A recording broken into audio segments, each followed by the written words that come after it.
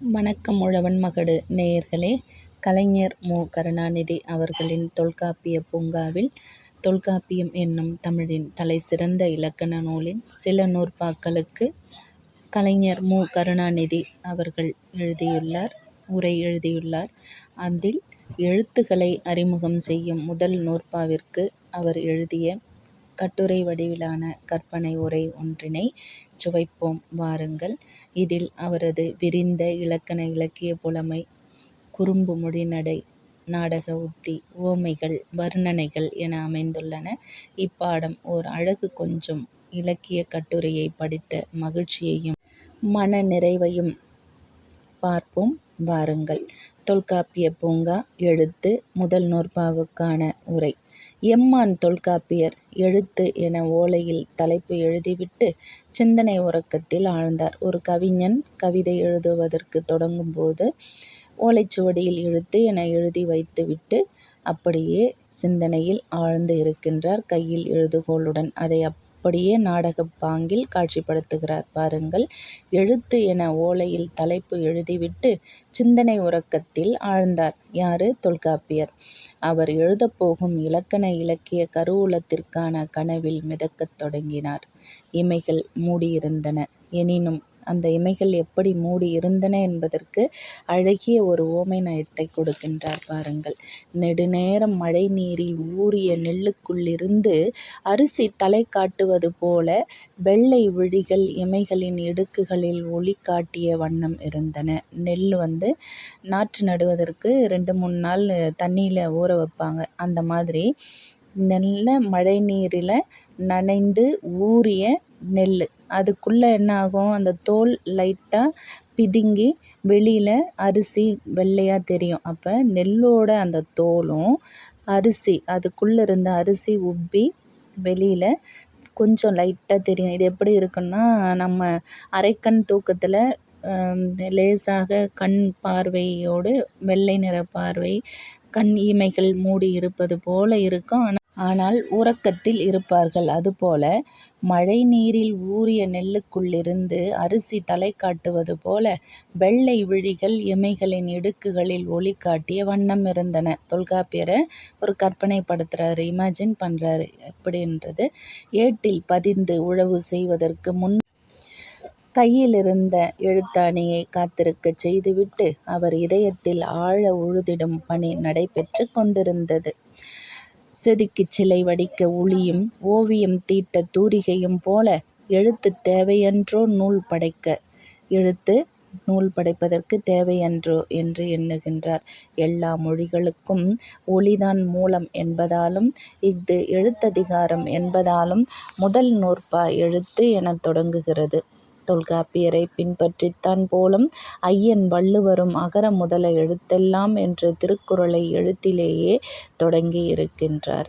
இப்பொழுது எழுத்ததிகாரம் எவ்வாறு பிறந்தது என்பதை எழுத்து என தொடங்க வேண்டும். அதை பின்பற்றித்தான் வள்ளுவரும் அகர முதல எழுத்தெல்லாம் என்று எழுத்திலேயே தொடங்கினார் என்று சொல்லுகின்றார். தமிழ் மொழியில் உள்ள பல்லாயிரக்கணக்கான சொற்களை அலசி ஆய்ந்து பார்க்கும்போது அவை அனைத்தும் 30 எழுத்தொலியில் அடங்கிவிடும் என்ற வரம்பு தொல்காப்பிய காலத்திற்கு காப்பியரின் அந்த கனவில் ஒலி எழுப்பியவாறு எழுத்துகள் அணிவகுத்து விருநடை போட்டு வந்து கொண்டிருந்தன. ஒவ்வொரு முதலெழுத்தும் அவர் முன் நடந்து வந்து வணக்கம் தெரிவித்துவிட்டு வரிசையில் நின்றன. என்னென்ன எழுத்துக்கள்? உயிரெழுத்து 12. அ, ஆ, இ, ஈ, உ, ஊ, எ, ஏ, ஐ, ஓ, ஓ, ஔ என ஒரு முன் வரிசை அமைந்தது. பின் வரிசையில் இக், இங், இச், இஞ், இட், இன், இத், இந்த், இப், இம், ஈ, இர், இல், இவ், இழ், இள், இர், இன் ஆகிய எழுத்துகள் அணிவகுத்தன. இப்படி இந்த உயிரெழுத்துகளும் மெய்யெழுத்துகளும் ஒன்றன் பின் ஒன்றாக வரிசையில் நின்று அணிவகுத்தன என்று கூறுகின்றார் ஓசையில், ஒலியில்.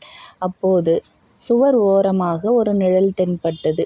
அதைத் தொடர்ந்து இன்னொரு நிழலும் தென்பட்டது. அந்த இரு நிழல்கள் எழுப்பிய ஒலி சற்று குறுகியதாக கேட்டமையால் அந்த வேறுபாட்டை உணர்ந்த தொல்காப்பியர் விழி திறந்து நோக்கினார்.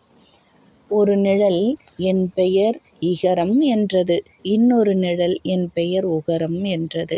தொல்காப்பியர் அந்த நிழல்களைப் பார்த்து, நீங்கள் குற்றியல் இகரம் குற்றியல் உகரம் என்ற வரிசையில்தான் இடம்பெறுவீர்கள். உங்களை முதல் எழுத்துகள் 30 வரிசையில் வைக்க முடியாது என்று கண்டிப்பாக கூறிவிட்டார். அப்போது கையில் ஒரு கம்புடன் ஒரு புதுமையான எழுத்துருவம் அங்கே தோன்றி, இந்த 30ஓடு என்னை இணைக்க ஒப்புகிறீர்களா என்று கேட்டது. உடனே தொல்காப்பியர், என்ன, என்னை மிரட்டுகிறாயா? நீ ஆயுதமேந்தி ஆயுத எழுத்தாக வந்தால் நான் அஞ்சி நடுங்கி உன்னை முதல் எழுத்துகள் வரிசையில் நிற்க வைத்து விடுவேன் என்று நினைப்பா? அவரது சீற்றம் உணர்ந்த ஆயுத எழுத்து, ஐயனே, என்னை தங்கள் விருப்பம்போல் அமர வைக்கலாம். முதல் எழுத்து வரிசையில் எனக்கு இடமளிக்காவிடினும் தேவைப்படும் முக்கியமான சமயங்களில் நான் உதவிக்கு வருவேன் என்று அடக்கமாக கூறியது. தொல்காப்பியர் கேலியாகச் சிரித்துக்கொண்டே எழுத்ததிகாரத்தின் முதல் நூற்பாவை எழுதி முடித்துவிட்டு, நீ எனக்கு உதவிட வருகிறேன் என்கிறாய், நல்ல வேடிக்கை என்று புன்னகை புரிந்தவாறு கூறினார். ஆமாம், தாங்கள் எழுதிய முதல் நூற்பாவிலேயே எனக்கு இடம் கொடுத்து விட்டீர்களே, என் திறமையை பார்த்தீர்களா என்று ஆயுத எழுத்து மகிழ்ச்சியில் துள்ளி குதித்தது. தொல்காப்பியர் அவர் எழுதியதை திரும்ப படித்து பார்த்தார். எழுத்தெனப்படுப அகர முதல் நகர இருவாய் முப்பத்தென்ப சார்ந்து வரல் மரபின் 3 அலங்கடையே என்று எழுத்ததிகாரம் நூல் மரபு முதல் நூற்பாவில் சொல்லியிருக்கின்றார். முப்பத்தென்ப என்னும் தொடரில் ஆயுத எழுத்து வந்து அமர்ந்து கொண்டதை அவரும் வியப்புடன் நோக்கி நிறைவான மகிழ்ச்சி கொண்டார். தமிழ் எழுத்துகள் அ முதல் ந இறுதியாக 30 எழுத்துகள் எனக் கூறுவர். சார்பு எழுத்துகளாக குறுகிய ஒலியுடைய இகரம், குறுகிய ஒலியுடைய உகரம், ஆயுத எழுத்து என ஆகிய 3ம் இல்லாமல் 30 எழுத்துகள். அவைதாம் குற்று இயல் இகரம், குற்று இயல் உகரம், ஆயுதம் என்ற முப்பால் புள்ளியும் எழுத்து ஓர் அன்ன என்று நூற்பா 2ல் கூறுகின்றார். இவ்வாறு 3 எழுத்துகள் இல்லாமல் 30 எழுத்துகள் தமிழின் முதல் எழுத்துகள் என்பதால் அவ்வாறு விடப்படும் அந்த 3 எழுத்துகளை குற்றியல் இகரம், குற்றியல் உகரம், ஆயுத எழுத்து என்று இந்த நூற்பாவில் குறிப்பிட்டுள்ளார். இதனை ஒரு அழகிய நகைச்சுவையுடன் ஒரு நாடகப் பாங்கில் மிகச் சிறப்பாக நாடக உத்தியுடன் உவமை வர்ணனையோடு அழகிய நெல்மணியான உவமை வர்ணனையோடு வடித்துள்ள கலைஞரின் தொல்காப்பிய பூங்காவினை இந்த அளவிலே கேட்டு சுவைத்தோம். தொடர்ந்து கடப்பாட்டில் உங்கள் உழவன் மகடு முனைவர் சாரதா சுப்பிரமணி. நன்றி, வணக்கம்.